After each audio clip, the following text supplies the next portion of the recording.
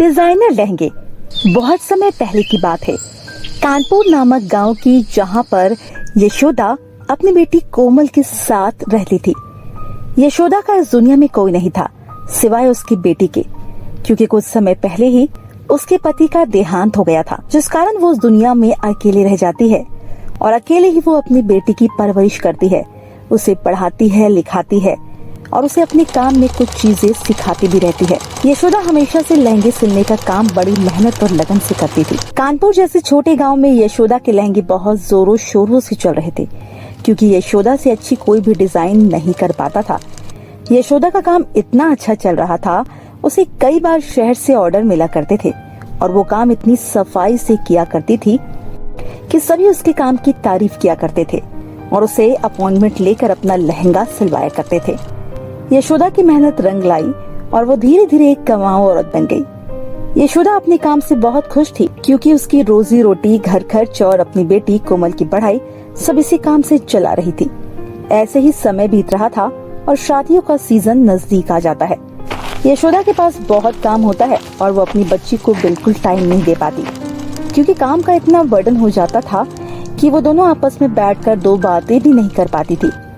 इसके चलते कोमल को स्कूल में कई बार कठिनाइयों का सामना करना पड़ता था। कोमल अकेले ही स्कूल जाया करती थी और घर वापस आया करती थी। इस बीच कुछ अमीर लड़कियां कोमल को परेशान किया करती थी और उसे चिढ़ाया करती थी। ये देखो, ये जा रही है टेलरनी की सीधी साधी बिटिया, सीधी हो चाहे टेढ़ी हो, हमें इससे क्या लेना देना। मुझे तो उसको छेड़ने में बड़ा मजा आता है, जब ये बातों बातों में रोने लगती है। अरे तुम किसके पीछे पड़ गई? ये तो पहले ही सबसे बचकर भागती है, तुमने देखा नहीं? स्कूल की छुट्टी होते ही ऐसे कदम बढ़ाकर चलती है जैसे मानो सब उसको खा जा रहे हो। जब मैंने तुम लोगों से फालतू ही नहीं कहा तो तुम मेरे पीछे क्यों पड़ गई हो? और जरा अपने आप को देखो, तुम खुद तो कुछ पढ़ाई करती नहीं और कम से कम दूसरों को ही कर लेने दो पढ़ाई। और हटो मेरे रास्ते से, मुझे घर जाना है और मुझे देरी हो रही है। माँ के काम में हाथ भी बटाना है। हाँ, मैं तो वही कह रही हूँ, घर जा, लेकिन पहले मेरे गंदे जूते साफ कर, तभी मैं तुझे घर जाने दूंगी। स्कूल की लड़कियाँ इस तरह कोमल का स्कूल से आते वक्त रास्ता घेर लिया करती और उसे कभी जूते साफ करवाते तो कभी उसको थप्पड़ मारती और कभी कुछ कहते तो कभी कुछ। कानपुर जैसे शहर में गरीब लोगों के साथ ऐसा आए दिन होता। कोमल भी गरीब लोगों में से एक थी, लेकिन अब कोमल की माँ की कंडीशन धीरे धीरे बदल रही थी। अब कोमल की माँ अपना घर खुद अकेले दम पर चला रही थी। कोमल लड़कियों की बातों का जवाब दे देती है और वहाँ से चली जाती है। घर पहुँचते ही कोमल अपनी माँ को सब कुछ बताती है। माँ, आज मुझे रास्ते में कई सारी लड़कियों ने घेर लिया और उसने मुझसे जूते भी साफ करवाए। ये कहाँ का इंसाफ है? क्या हम गरीब लोगों की यही जिंदगी है? क्या अब हमें ये सब सहन करना पड़ेगा? क्या हम कभी अपनी जिंदगी अपने मन से नहीं जी सकते? क्यों ना हम ये कानपुर छोड़कर कहीं और जाकर रहने लगे? अरे पगली, तुझे तो मैंने इतना बहादुर बना रखा है, तो तू लोगों से डरती क्यों है? जरूरत पड़ने पर जवाब दे, इनको इग्नोर करके घर वापस जा। और कहाँ तू कानपुर छोड़ने की बात कर रही है? बेटा, मैं अकेले दम पर घर चला रही हूँ। हमारा इस दुनिया में कोई भी नहीं है और ये घर भी तेरे पिता का है जिसमें हम रह रहे हैं। मेरे पास इतना पैसा नहीं है कि मैं यह घर बेचकर कहीं और जाकर घर ले सकूं। यहाँ पर हमें रहने के लिए एक छत तो मिल रखी है, कम से कम बाहर जो हमें नहीं मिल पाएगा। जितने पैसे मेरे हाथ में हैं, इतने पैसों से कुछ नहीं आता बेटा। ये तो सिर्फ हमारा घर चल रहा है, वही भगवान की महिमा है। तो माँ, मुझे कुछ बताओ ना, इन अमीर लड़कियों का मैं क्या करूँ? ये तो मेरे पीछे ही पड़ गई, मैं इससे अपना पीछा कैसे छुड़वाऊँ? बेटा, तुझे इससे डरने की जरूरत नहीं है, ये तेरा कुछ नहीं बिगाड़ पाएंगे। आखिरकार तूने कुछ गलत तो नहीं किया। तुझे ज्यादा डर लगता है ना, तो तू अपना रास्ता बदल ले, लेकिन स्कूल जाना छोड़ना या कानपुर छोड़ना कोई समस्या का हल नहीं है। ठीक है माँ, कल से मैं अपना रास्ता ही बदल लूंगी। अगले दिन सुबह होती ही यशोदा अपने काम में व्यस्त होती है। ढेर सारे लहंगे बनाकर तैयार कर लेती है और इतनी सुंदर सुंदर लहंगे देखकर कोमल बहुत खुश होती है और फिर अपनी माँ से कहती है, माँ, शहरों में हमें छत मिलेगी तो क्या हुआ, हम किराए की दुकान लेकर उसी में अपना गुजारा कर लेंगे। आपके लहंगे देखो तो कितने सुंदर है। इन लोगों की कीमत इस कानपुर में बहुत कम मिलेगी, लेकिन बाहर आपको पता है माँ, ये बहुत महंगे बिकेंगे और हमें कोई दबाने वाला भी नहीं होगा, क्योंकि यहाँ पर तो हमें खुश देखकर कोई खुश रह ही नहीं पाता। अरे मेरी बच्ची, सुबह सुबह तुझे फिर से वही बातें याद आ गई। सुन, आराम से स्कूल जा और घर वापस आ। तुझे कोई कुछ कहे तो अपनी टीचर को बता देना। रही बात मेरे लहंगे की, तुझे तो पता ही है तेरी माँ एक्सपर्ट है लहंगे बनाने में। वो बात अलग है, तेरी माँ पढ़ी लिखी नहीं है, तो बाहर जैसे शहरों में तेरी माँ को डर लगता है, क्योंकि तेरी माँ फटाफट इंग्लिश नहीं बोल पाती ना। ठीक है ना, अब मैं आपको इंग्लिश भी सिखाया करूंगी। धीरे धीरे ऐसे दिन आएंगे जब आप फटाफट इंग्लिश बोलोगी। कोमल की माँ कोमल की वजह से बहुत खुश रहा करती थी, और कोमल की माँ को पता था कोमल अपने पिता को बहुत याद करती है, क्योंकि अगर आज कोमल के पिता होते तो कोमल को स्कूल तक छोड़ने और लाने की जिम्मेदारी वही उठाते। किसी की हिम्मत नहीं होती कि कोमल को कोई कुछ कह सके, लेकिन कोमल की माँ कोमल को माँ और बाप दोनों का प्यार देती है, ताकि कोमल को कभी अपने बाप की याद ना आए। लेकिन कभी कभी ऐसी सिचुएशन आने पर कोमल को अपने पिता की बहुत याद आती है। इस कारण कोमल की माँ भी कभी कभी इमोशनल हो जाती है। हे भगवान, कैसे भी करके मेरे काम में मुझे मुनाफा दे दे, मेरे पास कुछ पैसे इकट्ठे हो जाए और मैं शहर की तरफ निकल जाऊं। मेरी बच्ची भी धीरे धीरे वहाँ पर रह लेगी। जैसे ही इसकी 12वीं हो जाए, मैं यहाँ से इसको लेकर एक अच्छे शहर में जाके रहूंगी और वहीं अपना काम करूंगी। जैसे ही यशोदा ये सब कहती है, कुछ समय बाद ही यशोदा के पास बाहर की कंपनी से एक ऑर्डर आता है, और कंपनी का आदमी यशोदा को गांव से ले जाने के लिए आता है और उसे एक ऑफर देता है। यशोदा मैडम, हम आपको बहुत समय से जानते हैं, लेकिन हमारे पास कोई तरीका नहीं बन पा रहा था आपसे मिलने का, लेकिन आज वो दिन आ ही गया।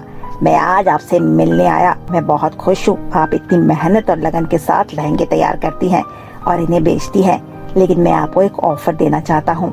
हमारी कंपनी है मुंबई जैसे शहर में लहंगे वाला के नाम से। अगर आप चाहो तो हमारी कंपनी ज्वाइन कर सकती हो। हमने आपके लहंगे के चर्चे बहुत सुने हैं। नहीं नहीं, अभी तो मैं नहीं जा सकती। दरअसल मेरी बच्ची का स्कूल चल रहा है और हमारे पास सिर्फ यही एक लौता घर है। अगर मैं ये घर छोड़कर आपके साथ मुंबई जैसे बड़े शहर में जाऊंगी तो वहाँ मुझे घर कौन देगा? अरे कैसी बातें कर रही हो मैडम, आप इतने अच्छे अच्छे लहंगे डिजाइन करती हो। अगर आप हमारी कंपनी के लिए सारे लहंगे डिजाइन करोगी तो हमारी कंपनी आपको रहने की जगह देगी और खाने की सारी चीजें देगी। बस आपको हमारे लिए काम करना होगा। और रही बात आपकी बेटी की पढ़ाई की, तो आपकी बेटी की पढ़ाई भी मुफ्त में हमारी कंपनी करवाएगी। अगर आपको मेरा ऑफर पसंद आया तो हम आगे के पेपर साइन कर लेते हैं, उसके बाद आपको हमारे साथ चलना होगा। उस कंपनी वाले की बात सुनकर कोमल की माँ बहुत खुश होती है और अपनी खुशी से झूम उठती है। शाम को जब कोमल घर आती है तो उसे सारी ऑफर के बारे में बताती है। कोमल भी ये बात सुनकर खुश हो जाती है। सही तो कह रहे हैं माँ, यहाँ पर आपकी मेहनत के पैसे नहीं मिलते, वहाँ पर जाते ही आपको ढेर सारा पैसा मिलेगा और साथ में मेरी पढ़ाई भी, वो भी मुफ्त में करेंगे। और हमें क्या चाहिए माँ? हमें रहने के लिए घर भी मिल रहा है, खाने के लिए खाना भी। फिर हमें किस बात की चिंता? क्यों ना हम बिना किसी देरी के आज ही वो पेपर साइन कर दे। एक बार फिर सोच ले बेटा, ये घर तेरे पिता की आखिरी निशानी है। अगर हम आज इसको बेच देंगे, उसके बाद हमारे पास कभी भी ये घर वापस नहीं आएगा। माँ, हमें पिता का घर बेचना क्यों है? ये घर हम ऐसे ही छोड़कर जाएंगे, इसमें ताला लगाकर। और हम जब शहर में रहने लगेंगे तो हम कभी कभी गांव घूमने आया करेंगे और यहाँ पर हालचाल देख लिया करेंगे। इस तरह पिताजी की निशानी भी नहीं मिटेगी और हमारे पास हमारा घर भी होगा। वाह मेरी गुड़िया, तू तो बहुत समझदार हो गई है। ठीक है, कल वो कंपनी वाला आएगा, तब तक मैं अपने सारे कपड़े पहन लेती हूँ और साथ में तेरी भी। हाँ, स्कूल से तेरा दाखिला भी कैंसिल करा देती हूँ, ताकि तुझे मुंबई में अच्छे स्कूल में एडमिशन मिल पाए। अब मैं तुझे मुंबई के सबसे अच्छे स्कूल में डालूंगी। दोनों माँ बेटी बहुत खुश होते हैं, मुंबई जाने की तैयारी कर लेते हैं। यहाँ यशोदा अपने कानपुर के स्कूल से एडमिशन कैंसिल करवाती है, अपनी बेटी का लोगों के ऑर्डर्स कंप्लीट करके देती है, और वहाँ दूसरी तरफ कंपनी वाला सारे पेपर्स के साथ यशोदा के घर आ जाता है। यशोदा जैसे ही स्कूल से घर की तरफ आती है, कोमल पेपर्स पढ़ रही होती है। कंपनी वाला सामने बैठा होता है। कोमल सारे पेपर्स की डिटेल अपनी माँ को समझा देती है। उसकी माँ खुशी खुशी साइन कर देती है। दोनों माँ बेटी घर में ताला लगाकर उस कंपनी वाले के साथ चले जाते हैं। जैसे ही कोमल और कोमल की माँ ये मुंबई पहुँचते हैं, वो बहुत खुश होते हैं। जैसे ही वो लोग कंपनी जाते हैं, कोमल तो खुशी से झूम उठती है और कहती है, माँ, ये तो बहुत अच्छी जगह है। कहाँ हम रहते थे और कहाँ हम आ गए। ये तो भगवान की महिमा है। आज हमारे सपने पूरे हो गए। हम एक अच्छे शहर में आ गए और अब आपको मेहनत का अच्छा पैसा मिलेगा और मुझे स्कूल जाने का अच्छा मौका। लहंगे वाला कंपनी यशोदा को सारे डॉक्यूमेंट्स पर साइन करवा के अपने साथ ज्वाइन करवा लेता है। उसकी बेटी का एडमिशन भी मुंबई के एक अच्छे स्कूल में करवा देता है, जिसे देखकर कोमल भी काफी संतुष्ट होती है। और उसकी माँ भी जैसे जैसे दिन बीत रहे थे वैसे वैसे यशोदा के पास एक से एक अच्छे लहंगे डिजाइन के लिए आ रहे थे। यशोदा भी अपने मन और लगन दोनों लगाकर काम करती है और बहुत सुंदर लहंगा डिजाइन करती है। वहीं कंपनी का मालिक यशोदा को इतने एफर्ट्स लगाता हुआ देखकर बहुत खुश होता है और उसे कई बार शाबाशी भी देता है। समय के साथ यशोदा की बेटी स्कूल में पढ़ते पढ़ते बड़ी हो जाती है। यशोदा भी खूब सारा पैसा कमा लेती है। अब यशोदा मुंबई के शहर में जगह जगह फेमस हो जाती है। यशोदा के लहंगे लोग दूर दूर से लेने आते हैं। लहंगे वाला कंपनी का मालिक यशोदा के काम से खुश होता है। ऐसे ही एक दिन दिवाली का समय आता है जब कंपनी का मालिक कहता है, यशोदा, तुम्हें पता है हमारे यहाँ पर बहुत सारे एम्प्लॉय आए, लेकिन किसी ने भी इतनी मेहनत और लगन के साथ काम नहीं किया। मैंने तुम्हें पहले दिन से देख, तुमने अपना मेहनत और मन तीनों यहीं पर लगाए और फिर काम किया। तुम्हारे हर काम में इतनी सफाई है, ऐसा काम मैंने आज तक मशीन से होते हुए भी नहीं देखा। मैं तुमसे बहुत खुश हूँ। आज दिवाली के बोनस पर मैं तुम्हें कुछ देना चाहता हूँ। मालिक, ये मेरी पहली कंपनी है जहाँ मैंने काम किया है। इससे पहले मैं जहाँ काम करती थी वो मेरा घर था। वहाँ 4 पैसे कमाकर मुझे बहुत खुशी होती थी, लेकिन आपकी कंपनी की साइड से जो बंदा मेरे घर आया था, मैं उसका बहुत धन्यवाद करूंगी। उसने मेरी किस्मत ही खोल दी। मेरी बेटी मुंबई के शहर के इतने अच्छे स्कूल में जा रही है। हमें रहने के लिए घर मिल गया, खाने के लिए खाना मिल गया, और हमें क्या चाहिए। मैं बहुत खुश हूँ यहाँ। इसी वजह से तुम सब लोगों से अलग हो। तुमने इतनी मेहनत करी, फिर भी तुम कह रही हो हमें और कुछ नहीं चाहिए। इतना ही काफी नहीं है। मैंने आज तक कभी कोई ऐसे लोग नहीं देखे, लेकिन तुम सब में से अलग हो। ये लो, मैं तुम्हें ये चाबी दे रहा हूँ। ये चाबी मुंबई में एक बहुत अच्छे घर की है। तुम्हें मैं कंपनी में एक अच्छी पोस्ट दे रहा हूँ और तुम मुझे मालिक कहने की जगह सर कहना। हम दोनों मिलकर इस कंपनी को बहुत ऊपर लेकर जाएंगे। कंपनी का मालिक यशोदा से बहुत ज्यादा सेटिस्फाइड होता है। ऐसे ही यशोदा के काम से उसकी कंपनी इतना ज्यादा आगे बढ़ जाता है कि कुछ ही महीनों में उस कंपनी की चर्चे पूरे देश में होने लगते हैं। धीरे धीरे यशोदा अपनी बेटी को चीजें सिखाने लगती है। उसकी बेटी बहुत समझदार होती है। वो सारी चीजें बहुत जल्दी सीख लेती है। कंपनी का मालिक धीरे धीरे यशोदा की तरफ अट्रैक्ट हो जाता है और यशोदा से शादी करने के लिए कहता है। यशोदा, तुम्हारी वजह से आज मेरी कंपनी बहुत अच्छे लेवल पर पहुंच गई। पहले मैं इस कंपनी को इतनी मेहनत से लगाकर आगे बढ़ता रहा, आज तक कभी मैंने इसको आगे नहीं बढ़ा पाया, और तुम्हारे आते ही मेरी कंपनी ने आसमान की ऊंचाई छू ली।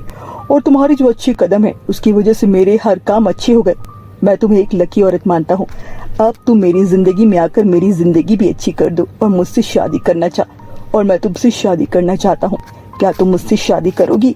सर, ये आप मुझसे क्या कह रहे हैं? मैं ऑलरेडी शादीशुदा हूँ और मेरी बेटी भी है। मैं ऐसे शादी नहीं कर सकती। मुझे पता है तुम्हारी बेटी है और तुम शादीशुदा हो, लेकिन मैं फिर भी तुमसे शादी करना चाहता हूँ, क्योंकि मैंने आज तक जिंदगी में इतनी कामयाब औरत नहीं देखी। मेरे से शादी करने के लिए बहुत ही औरतों की लाइन है बाहर, क्योंकि सभी को मेरी कंपनी में मालकिन बनकर बैठना है। लेकिन तुम मेहनती औरत हो, मालकिन बनकर बैठो तो मेरी कंपनी भी अच्छी लगेगी, क्योंकि तुमने ही अपनी मेहनत से इसको आज इस लेवल पर पहुंचाया है। इसके बाद दोनों शादी करने का फैसला करते हैं और कोमल भी खुश होती है कि उसे और उसकी माँ को एक अच्छा इंसान मिल गया जो बिना किसी लालच के कोमल की माँ से शादी करता है और कोमल को एक पिता का साया देता है। कोमल बहुत खुश होती है। दूसरी तरफ उसकी माँ भी बहुत खुश होती है। ऐसे ही शादी हो जाने के बाद कोमल की माँ एक दिन कोमल से बैठकर कहती है, भगवान की महिमा ही अलग है बेटा। मैं तुझे हमेशा कहती थी ना, भगवान पर भरोसा करना चाहिए। कब वो समय पलट दे पता नहीं होता। कल तक हम उस कानपुर में कितने परेशान थे और तुम एक अच्छे स्कूल में पढ़ रही हो। इससे ज्यादा हमें क्या चाहिए था बेटा। और देखो, आज वो दिन आ गया, हम अच्छी जिंदगी जी रहे हैं। उस भगवान का शुक्रिया अदा करो जिसने हमें सब कुछ बहुत अच्छे से दिया। यशोदा भगवान का शुक्रिया अदा करती है। साथ में अब कोमल की और यशोदा के पास किसी चीज की कमी नहीं होती। उनको अपना एक घर मिल जाता है। यशोदा कंपनी की मालकिन बन जाती है। साथ में यशोदा को एक अच्छा पति मिल जाता है और कोमल को उसके पिता। अब उनके पास किसी चीज की कमी नहीं होती और वो अपनी जिंदगी को आराम से जीने लगते हैं। तो मेरे प्यारे दोस्तों, कैसी लगी आपको हमारी ये कहानी? नीचे कमेंट कर जरूर बताएं। अगर आपको मेरी कहानी पसंद आई तो इसे लाइक शेयर करना ना भूलिए। जुड़वा अमीर गरीब बहनें। माँ, ये नौकरी मेरे लिए बहुत जरूरी है। अगर उन होटल वालों को मेरा काम पसंद आ गया तो मेरी सैलरी और बढ़ जाएगी। बहुत मुश्किल से तो मुझे ये नौकरी मिली है। अब तुम ऐसे घबरा कर भेजोगी तो वहाँ इतनी दूर अनजान शहर में अनजानी जगह पर मेरा बिल्कुल भी मन नहीं लगेगा माँ। हाँ, नहीं कर रही मन उदास, पर तू वादा कर मुझे रोजाना फोन करती रहेगी। हाँ माँ, मैं जब भी काम से फ्री हुआ करूँगी सबसे पहले तुमको फोन करूँगी। अच्छा रुक, मैं तेरे लिए साथ में खाने का कुछ बांध देती हूँ, तुम रास्ते में बस में खा लेना। ठीक है माँ, तब तक मैं अपना सामान अटैची में पैक कर लेती हूँ। ये है माही, माधुरी की बेटी। माधुरी बहुत गरीब है। पति के जाने के बाद घरों में काम करके माधुरी ने अपनी माही को पाल पोस कर बड़ा किया। माही ने गांव में ही रहकर 12वीं तक की पढ़ाई पूरी की। माही आगे पढ़ना तो चाहती थी, लेकिन पिछले 1 साल में माधुरी की तबीयत बहुत खराब रही, जिस वजह से माही ने अभी कॉलेज की पढ़ाई के लिए विचार बदल लिया और वो नौकरी ढूंढने लगी। माही की बचपन की सहेली रिमझिम की भी कुछ समय पहले मुंबई के एक होटल में नौकरी लगी थी। रिमझिम जब गांव आई तो माही ने अपने बारे में भी बात की, तो रिमझिम ने उसकी भी नौकरी उसी होटल में लगवा दी। अगले दिन माही नौकरी के लिए मुंबई पहुंचती है। होटल में रिमझिम उसे सब कुछ समझा देती है। माही खूब मेहनत के साथ होटल में नौकरी करने लगती है। सभी लोग ध्यान से सुनो। शहर के बहुत बड़ा व्यापारी मिस्टर चंद्रवाट की बेटी आज शाम अपना जन्मदिन मनाने के लिए हमारे होटल में आ रही है। सभी स्टाफ को उनका पूरा ख्याल रखना है। उनकी वेलकम के लिए कोई भी कमी नहीं होनी चाहिए, क्योंकि वो मेरे होटल में पहली बार आ रही हैं। समझ आई बात? जी सर, हम पूरा ख्याल रखेंगे। सुना है विदेश में पढ़ी लिखी है और बहुत नखरे वाली है। अरे सुबह ही मैंने रिसेप्शन पर फोन उठाया था, बड़ी ही तीखी आवाज में बात कर रही थी। हमें तो बहुत ध्यान रखने की जरूरत है। अगर जरा सा भी शिकायत का मौका मिला तो मैनेजर का गुस्सा तो मैं जानती हूँ, फालतू का भड़क जाते हैं। अच्छा चल, उन पर फिर तो हम लोग बहुत ध्यान रखेंगे। अरे माँ का फोन आ रहा है। हेलो, हाँ माँ। हेलो माही, जन्मदिन की ढेर सारी बधाई मेरी बच्ची। थैंक यू माँ, मेरे जन्मदिन पर आपका आशीर्वाद मेरे लिए बहुत महत्व रखता है। आज माही का भी जन्मदिन है। ये बात सुनकर सभी स्टाफ के लोग माही को जन्मदिन की बधाई देते हैं। अरे माही, आज तुम्हारा भी जन्मदिन है, हैप्पी बर्थडे। ये सब किस्मत की बात है। एक तरफ तुम्हारा जन्मदिन है और तुम किसी और के जन्मदिन की तैयारी कर रही हो, और एक तरफ वो लड़की जिसका जन्मदिन है, वो कितनी किस्मत वाली है, कितने बड़े होटल में बर्थडे को सेलिब्रेट कर रही है। इसलिए कहते हैं सब कुछ किस्मत से ही होता है। अब ये सब छोड़ो, अपना अपना काम करते हैं, बहुत सारी तैयारियां करनी है। रूही, तुम्हें मैनेजर साहब बुला रहे हैं। हाँ, मैं अभी आती हूँ। रूही मैनेजर के पास जाती है। रूही, तुम्हें एक स्पेशल ड्यूटी दे रहा हूँ। ये मैडम के वेलकम के लिए तुम्हें गेट पर ही खड़ा होना है। जैसे ही वो एंट्री लेंगे तुम उनके साथ रहोगी और देखते रहना, किसी बात की कोई कमी ना हो। और एक काम करो, अपनी ड्रेस की जगह कोई और अच्छी सी और स्मार्ट ड्रेस पहन लो, ताकि और अच्छा इम्प्रेशन पड़े। जी सर। माही को होटल गेट पर ड्यूटी मिल जाती है। माही के पास अपनी अच्छी ड्रेस तो थी नहीं, इसलिए रिमझिम उसे अपनी सुंदर सी ड्रेस देती है। रूही तैयार होकर गेस्ट के आने का इंतजार कर रही थी। तभी एक आदमी उसके पास आया। आपको वहाँ गाड़ी के पास कोई बुला रहा है। कहीं करीना मैडम आ तो नहीं गई? मैं गाड़ी के पास जाकर देखती हूँ। जी चलिए। ऐसी ही माही गाड़ी के पास जाती है। अचानक 2-3 बदमाश उसे गाड़ी में जबरदस्ती कर बैठा लेते हैं और उसका मुंह बंद करके उसे बेहोश कर देते हैं। अचानक से ये सब कुछ हुआ। माही को संभलने का मौका ही नहीं मिला। गाड़ी अनजान सड़क पर चली जाती है। कुछ ही देर में करीना भी होटल के बाहर आ चुकी थी। सब लोग करीना को देखकर हैरान हो जाते हैं। करीना बिल्कुल माही की ही शक्ल की थी। अरे माही, तुम यहाँ क्या कर रही हो? तुम इस गाड़ी में क्यों बैठी हो? चल बाहर निकल, करीना मैडम के आने का टाइम हो रहा है। एक्सक्यूज मी, ये क्या बदतमीजी है? क्या आप किसी गेस्ट के साथ ऐसा बिहेव करती हैं? मेरा नाम करीना है, माही नहीं। क्या आपको बताया नहीं गया था? आज मेरा बर्थडे है और मैं सेलिब्रेशन के लिए आ रही हूँ। माही, ये कैसे हो सकता है? तुम तो माही हो। मैडम सॉरी, लेकिन रिमझिम बिल्कुल ठीक कह रही है। आपकी सूरत बिल्कुल हमारे स्टाफ की एक लड़की माही से मिलती है। करीना ये सब सुनकर हैरान रह जाती है। मैं अभी माही को बुलाती हूँ, वो अभी गेट पर ड्यूटी कर रही थी। तभी एक लड़की भागते हुए आती है। सर, कुछ लोग माही को पकड़ कर ले गए हैं। माही बेहोश थी, मैं उनके पीछे भागी, लेकिन कार बहुत आगे निकल गई थी। वो जरूर कोई बदमाश लोग हैं सर। करीना घबरा चुकी थी। उसने अपने पापा के मोबाइल पर फोन किया और सारी बात बताई। करीना के मम्मी पापा वहाँ पर पहुँच गए। रिमझिम के पास माही के माँ का फोन नंबर था। रिमझिम माही की माँ को सारी बात बताती है तो वो फौरन बस पकड़कर मुंबई आ जाती है। अचानक सब कुछ पलट जाता है। अरे माधुरी, तू यहाँ? इतने सालों बाद तुझे देख रही हूँ। तू कहाँ गायब हो गई थी? मुझे माफ कर दो मेम साहब, मुझसे बहुत बड़ी भूल हो गई। माही आपकी बेटी है, करीना की जुड़वा बहन। उस रात आपने एक नहीं 2 बेटियों का जन्म दिया था। मेरे मन में लालच आ गया था और मेरी कोई औलाद नहीं थी, इसलिए मैंने आपकी एक बच्ची चुरा ली और अपने साथ गाँव ले गई। लेकिन मुझे नहीं पता था कि आज मेरी गलती की सजा मेरी बेटी माही को मिलेगी। मेरी जुड़वा बहन माही? माँ पापा, माही को बचा लो। मैं जानता हूँ ये किसका काम है। लगता है प्रभास ने ही माही को करीना समझ लिया। मुझसे बदला लेने के लिए अपनी करीना को अगवा करना चाहता था। तुम चिंता मत करो, वो ज्यादा दूर नहीं गया होगा। हम उसे पुलिस के सहारे पकड़ लेंगे। करीना के पिता मिस्टर सुरेश ने पुलिस को खबर कर दी। कुछ घंटों में पुलिस प्रभास को पकड़ लेती है। माही सही सलामत मिल जाती है। जब माही को सच्चाई का पता चलता है कि करीना उसकी जुड़वा बहन है और उसके असली माता पिता मिस्टर सुरेश और संगीता है, तो वो बहुत रोती है। मेरी बच्ची माही, तुम हमसे कितने सालों तक दूर रही? मेरी बेटी माही? माही मेरी बहन, तू कितने साल मुझसे दूर रही? मैं भी आपसे कितने सालों तक दूर रही। मैं आप लोगों को पाकर बहुत खुश हूँ। और माँ, आपने ऐसा क्यों किया? अपने माता पिता से आपने मुझे दूर क्यों किया? माही और करीना एक दूसरे के गले लग जाती है। मुझे माफ कर दे माही, मुझे माफ कर दे। अब तुम अपने परिवार के साथ खुश रहो। मैं तुझे अपना चेहरा कभी नहीं दिखाऊंगी। हमेशा के लिए जा रही हूँ मैं। आप कहीं नहीं जाओगी।